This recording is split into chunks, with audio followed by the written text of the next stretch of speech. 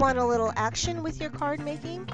This die can make any stamp pop, and it's so easy. Hey everyone, it's Alma with the Cat's Pajamas, and today I'm going to show you how to use our Pivot PopUp CutUps Die. Not only does this die cut, but it embosses. It embosses the fold line so you don't have to measure. So let's get started. Let's say we want to make these cute penguins pop out from the center of the card. Take your die cut and fold along the score lines that separate the big wedges from the smaller wedges. Place the one wedge under the two wedges and secure with heavy adhesive.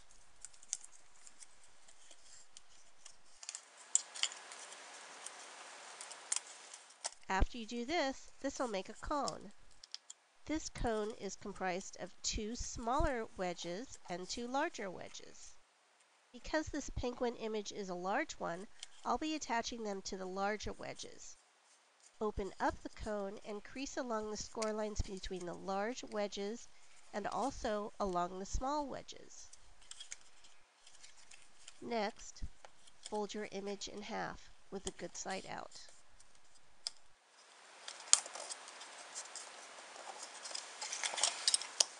Next, use a heavy adhesive to attach the image to each of the wedges, lining up the fold lines.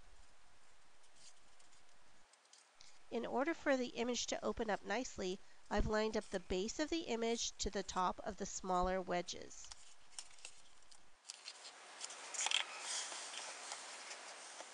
Now open up the pivot and crease the score lines dividing the big and small wedges. Make sure everything is creased well. The better you crease, the easier your mechanism will work.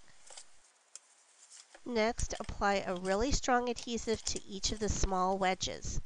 I'm using a glue dot, but you may want to use a strong double-sided adhesive. Now let's attach it to the card. I've already scored the card where I want it to fold.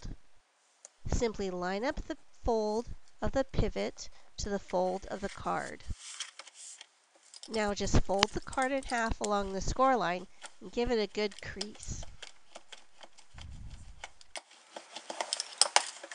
And it pops pretty nifty. It's like magic. I think I've even impressed myself. But suppose your image is smaller than the penguins, or you don't want to fold it. Or maybe you want your image to have a little motion. You can do that by placing the image on only one of the wedges instead of both like we did for the penguins. You can actually have your sheep look like they're skating. Here's how you do it.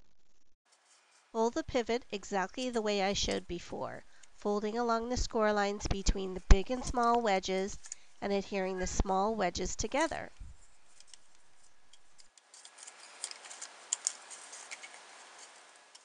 After you've attached the two small wedges over the one small wedge and formed a cone, make sure you crease everything really well. Here is my card with the center score line. I'm going to be using the sheep for the center of this card.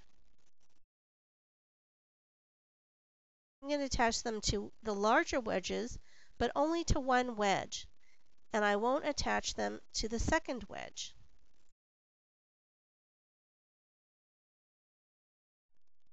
When I place the sheep on this wedge, I make sure that the sheep don't go over the left edge or over the bottom tip of the wedge.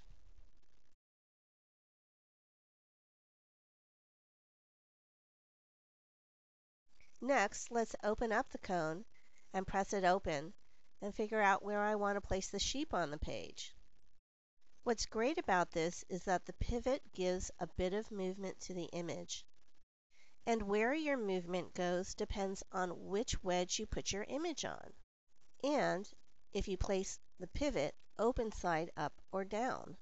By placing the sheep on the left wedge with the cone open to the top, it will make them seem like they're sliding up and to the left, which is perfect for this image.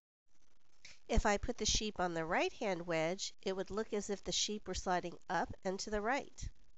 If I wanted to, I could even place the pivot and the sheep upside down, and the sheep would look like they were sliding down.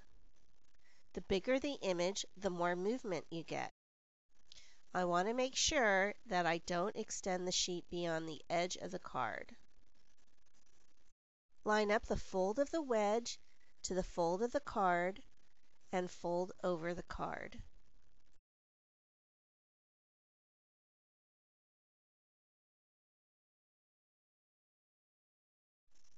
And then more creasing.